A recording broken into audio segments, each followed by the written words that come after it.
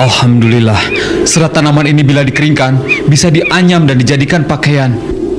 Lihat itu, kita tidak perlu lagi menggunakan kulit binatang. Apa yang ada untuk menutup tubuh kita?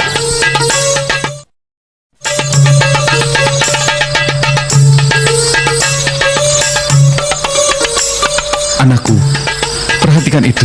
Itu adalah bintang biduk. Itu bintang sebagai tanda untuk menentukan arah. Lihat itu bintang kejora.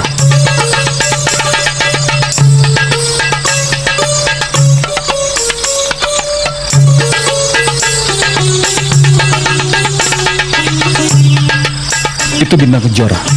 Ia bintang sebagai tanda pergantian waktu. Idris! Kuda itu liar sekali. Tenang. Nanti kau ditendangnya. Tenang. Hei, tenang kuda. Hati. Akhirnya hewan itu tidak liar lagi.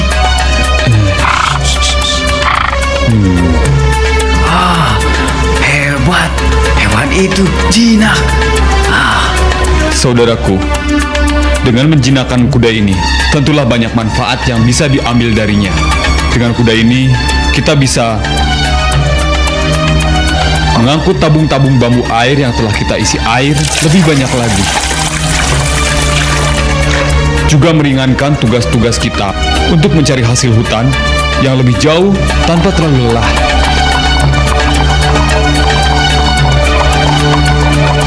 Itulah pentingnya, siapa yang menyerap lebih banyak ilmu serta dapat mengembangkannya, dialah yang akan memperoleh hasil yang lebih banyak lagi.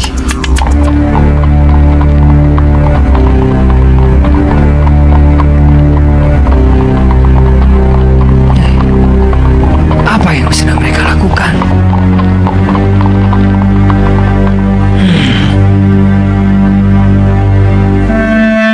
Enak betul, mereka seenaknya mengambil hasil hutan sembarangan. Memangnya hutan ini milik nenek moyangnya?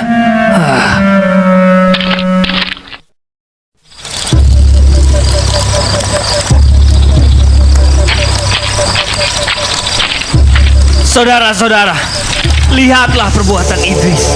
Mereka dengan mudahnya membawa hasil alam kita.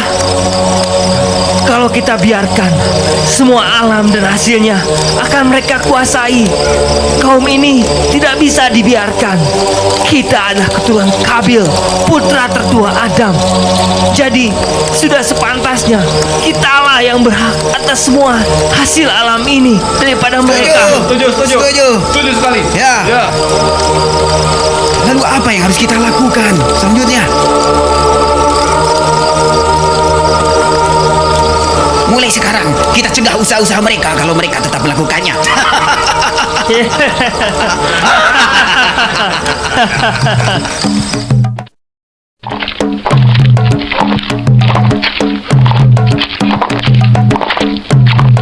Oh, ini.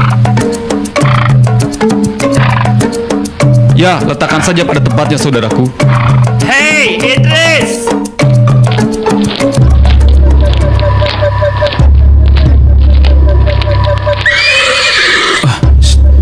Kai, kudaku, kenapa kau panik? Sudah, pergilah ke sana. Pergilah. Hei, Idris! Mulai saat ini, kalian tidak boleh seenaknya lagi mengambil hasil hutan dimanapun di atas bumi ini tanpa sepengetahuan kami. Mengapa begitu? Bukankah itu semua karunia Allah yang diperuntukkan bagi seluruh anak cucu Adam, baik sekarang maupun masa datang? Benar, tapi kami adalah cucu Kabil, putra tertua Adam.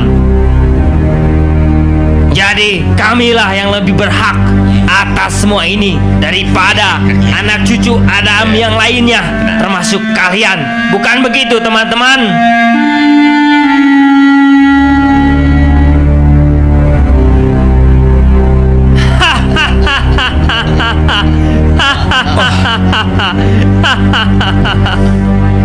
Hei Idris, kau ini keturunan Sis, anak bungsu Adam. Sedangkan kami keturunan Kabil, anak sulung Adam. Aku harus meluruskan ini, karena sungguhnya kami ini bersaudara, baik sekarang maupun masa datang. Kami Kamilah yang lebih berhak mengelola dan menguasai bumi ini daripada kalian. Cepat ambil hasil hutan itu. Jangan. Itu milik kami. Itu bukan hak kalian. Cepat ambil. Ayo. Hei Idris, tiap hari kalian harus menyediakan makanan untuk kami. Kalau tidak, kami akan bunuh kalian semua.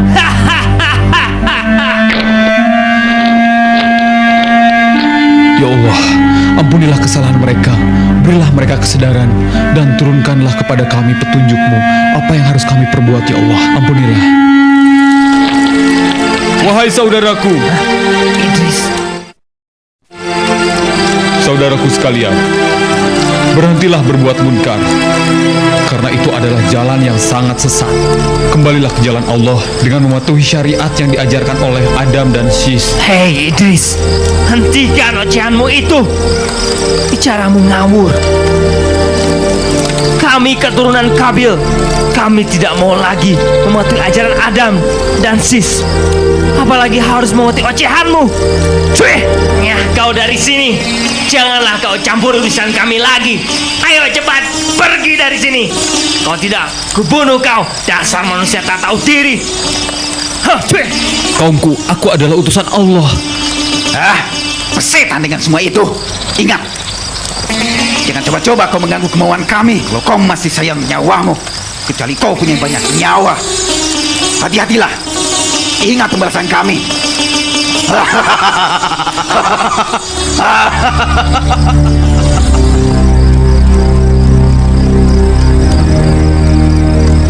Ayo, kita beri dia pelajaran.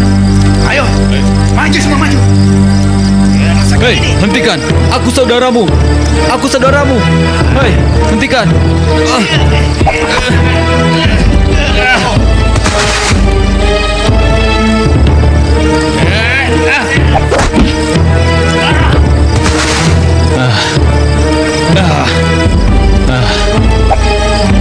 Sadarlah kalian.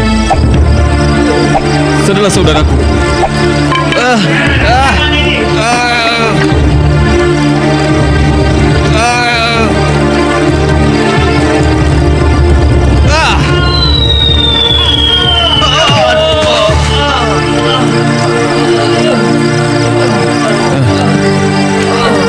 Hentikan saudaraku. Dengar, sudah kuingatkan pada kalian, tetapi kalian tetap membangkang. Apabila kalian tetap membangkang atau melakukannya, maka kami akan perangi kalian.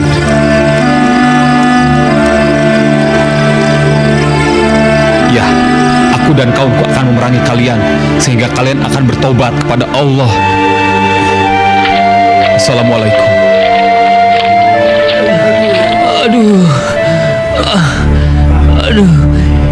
Ia terlalu kuat bagi kita.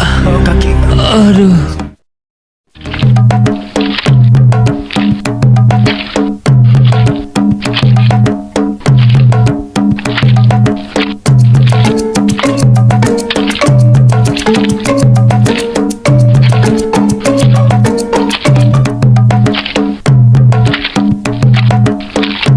Itu Nabi Idris, ayo kita temui beliau. Assalamualaikum. Waalaikumsalam. Anak ini sudah tumbuh besar. Iya. Lucu sekali.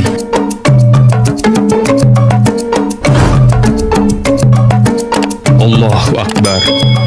Allahu Akbar. Alhamdulillah, kau berhasil wahai Idris. Kau berhasil menyelamatkan hasil panen kita.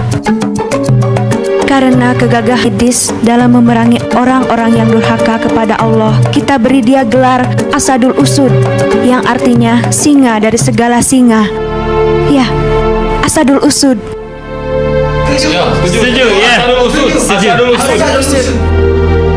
Wahai kaumku, kita harus melakukan amar ma'ruf nahi mungkar, yang artinya berbuat baik dan menjauhi perbuatan jahat, serta taat kepada Allah, serta beribadahlah kepada Allah. Bebaskan diri dari azab Allah, azab di akhirat, dengan beramal saleh.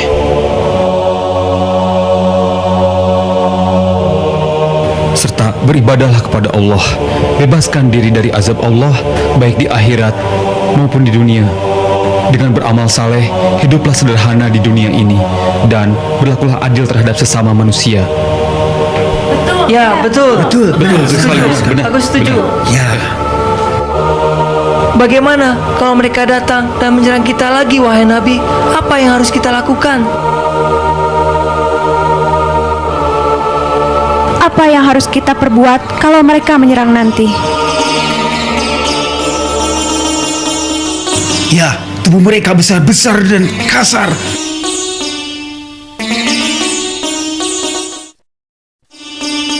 Jangan khawatir wahai kaumku, kita harus bersatu. Kita harus bersama-sama melawan mereka. Kita bangun pagar-pagar yang kokoh sebagai benteng pertahanan yang sangat berat. Tapi, bagaimana kalau mereka memerangi kita? Berjihadlah melawan musuh-musuh Allah. Kita berjihad bersama-sama, insya Allah.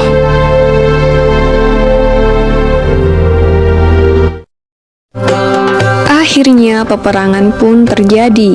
Selain menjadi seorang nabi dan rasul, Nabi Idris juga merupakan seorang panglima perang. Beliau berperang dengan gagah dan berani sehingga mendapatkan julukan Asadul Usud yang berarti singa dari segala singa karena tidak pernah berputus asa dalam menjalankan tugasnya untuk memerangi kejahatan. Nabi Idris adalah ahli strategi yang sangat pintar, sehingga beliau dan pasukannya selalu dapat memenangkan berbagai pertempuran. Namun semakin hari, kaum keturunan Qabil yang mungkar dan durhaka itu makin bertambah banyak jumlahnya, dan tidak terhenti menyerang para wanita dan anak-anak dari kaum Nabi Idris. Maka Allah Subhanahu wa Ta'ala memerintahkan Nabi Idris beserta kaumnya untuk berhijrah dan meninggalkan negerinya untuk menuju tempat yang lebih aman. Demikianlah kisah Nabi Idris alaihissalam yang tiada henti berperang dengan kaum keturunan Qabil. Nama Nabi Idris diabadikan di dalam Al-Quran dalam surat Maryam ayat 56 dan 57. Semoga kisah ini dapat mempertebal iman kita kepada para nabi dan rasul Allah Subhanahu wa Ta'ala. Amin ya rabbal alamin. Yang diangkat ke langit selain Nabi Isa alaihissalam. Pemirsa beriman, Nabi dan Rasul merupakan manusia pilihan Allah Subhanahu wa Ta'ala untuk menerima wahyu dan wajib menyampaikannya kepada kaum mereka masing-masing. Dahulu, setiap zaman memiliki utusan masing-masing, mulai dari Nabi Adam alaihissalam hingga berakhir pada kepemimpinan Nabi Muhammad SAW. Nabi dan Rasul pada dasarnya adalah manusia biasa ciptaan Allah, dan mereka juga akan mengalami kematian layaknya manusia pada umumnya. Namun, juga terdapat para nabi yang memiliki keistimewaan lebih di mata Allah Subhanahu wa Ta'ala dengan diangkatnya jasad mereka ke langit. Mungkin selama ini kita mengetahui bahwa hanya Nabi Isa alaihissalam lah yang tidak ditemukan jasadnya di muka bumi ini, karena jasadnya diangkat oleh Allah Subhanahu wa Ta'ala ke langit.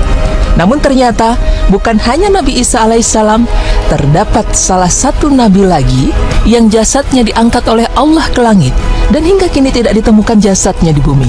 Siapakah beliau dan mengapa Allah Subhanahu wa Ta'ala mengangkatnya ke langit? Kali ini tim Berita Islam yang akan memaparkannya untuk Anda. Dia adalah Nabi Idris alaihissalam, salah satu nabi yang mendapatkan kedudukan yang tinggi di hadapan Allah Subhanahu wa Ta'ala. Sebagaimana firman Allah Subhanahu wa Ta'ala yang artinya, "Dan ceritakanlah Muhammad kisah Idris di dalam kitab Al-Quran. Sesungguhnya dia seorang yang sangat mencintai kebenaran dan seorang nabi, dan kami telah mengangkatnya ke martabat yang tinggi." Quran Surah Maryam ayat 56 hingga 57. Salah satu maksud dari kata tinggi dalam ayat tersebut adalah sebuah tempat yang sangat tinggi, sebagaimana argumen terkuat dari para ulama, dan kemudian dikatakan bahwa Allah Subhanahu wa Ta'ala mengangkat Nabi Idris alaihissalam ke langit atau ke surga. Hal ini dikuatkan pula dengan peristiwa Isra Mi'raj, di mana disebutkan dalam riwayat dari Anas bin Malik radhiyallahu anhu dalam Sahih Muslim bahwa ketika Rasulullah SAW memasuki pintu 4, beliau bertemu dengan Nabi Idris alaihissalam yang menyambutnya dengan hangat serta mendoakan kebaikan bagi Rasulullah SAW. Sedangkan menurut Ka'ab, kala itu malaikat pencabut nyawa mendatangi Nabi Idris alaihissalam. Kemudian Nabi Idris mengajaknya bicara hingga malaikat menunda pencabutan nyawanya. Lantas malaikat maut itu pun membawa Nabi Idris alaihissalam ke langit dengan kedua sayapnya. Sesampainya di langit keempat, malaikat maut pun mendapat perintah dari Allah Subhanahu wa taala untuk mencabut nyawa Nabi Idris alaihissalam di tempat tersebut. Wallahu alam bisawab. Terlepas dari bagaimana kisah Nabi Idris alaihissalam diangkat ke langit, terdapat hal yang perlu kita pertanyakan, yaitu mengapa Nabi Idris alaihissalam diangkat jasadnya ke langit, namun tidak melalui kematian dengan didapati jasadnya dan dikubur seperti halnya para nabi dan rasul yang lain.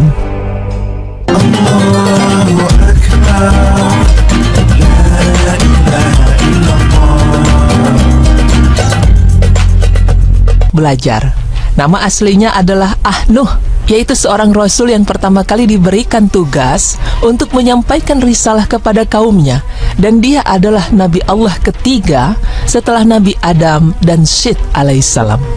Nabi Idris alaihissalam adalah seorang nabi yang Allah puji akan sifat pembenaran yang sempurna, mempunyai ilmu yang sempurna, keyakinan yang kokoh, penyabar, dan banyaknya amal soleh.